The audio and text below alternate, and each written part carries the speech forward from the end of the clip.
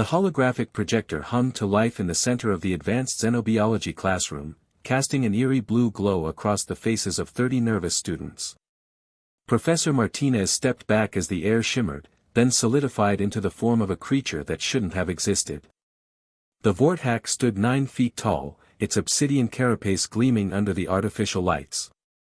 6 eyes, each the size of a human fist, rotated independently on stalks protruding from its elongated skull. Rows of serrated teeth filled a maw that could easily accommodate a person's head. Its 4 arms ended in claws capable of rending steel, while its powerful legs terminated in talons that scraped against the floor with each subtle movement.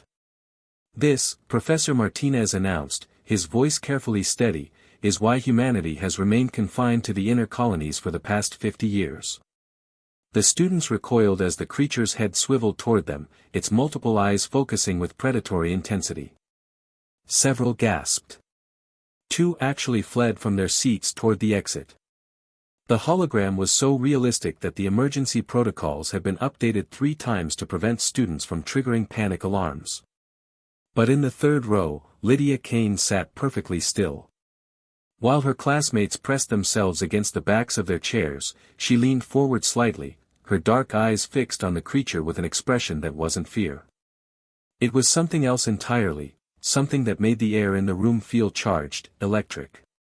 The Vorthack's 6 eyes stopped their restless scanning and aligned, all focusing on her with laser precision. The creature took a step forward, its massive form moving with surprising grace. Then another step. The hologram's advanced AI was programmed to demonstrate hunting behaviors, to show how these apex predators had dominated 3 star systems before humanity had even achieved faster-than-light travel. Professor Martinez frowned.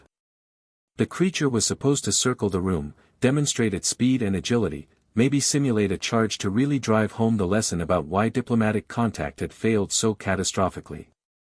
Instead, it was fixated on one student. The silence stretched as girl and beast regarded each other.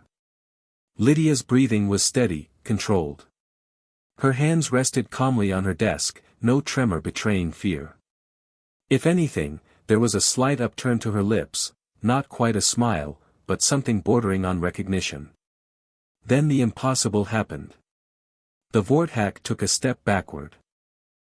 Its massive head lowered, not in aggression, but in what could only be described as deference. The creature's eyes, moments before blazing with predatory hunger, now held something that looked disturbingly like respect. Fear, even. Professor Martinez's hand moved instinctively toward the hologram controls, but he hesitated. In 20 years of teaching, he'd never seen the AI behave this way. The program was sophisticated, designed to react to student responses, but this was beyond its parameters. Fascinating, Lydia whispered, and the Vorthack's head tilted at the sound of her voice. The creature took another step back, then settled onto its haunches in what was unmistakably a submissive posture. Its claws retracted slightly. The menacing display of teeth disappeared as its jaws closed. Miss Kane, Professor Martinez said slowly, perhaps you could explain what's happening here.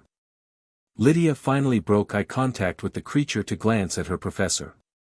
When she looked back, the Vorthack was still waiting, still watching her with those 6 unblinking eyes. I think, she said carefully, there might be more to the Vorthack than the colonial records indicate. She stood slowly, and every student in the room held their breath. The creature remained motionless as she approached, its massive form radiating a strange calm.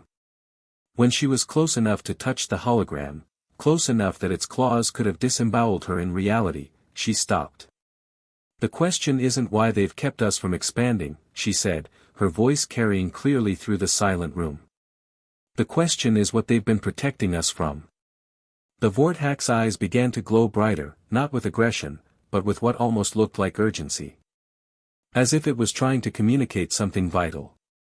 Something that would change everything humanity thought they knew about the galaxy beyond their borders.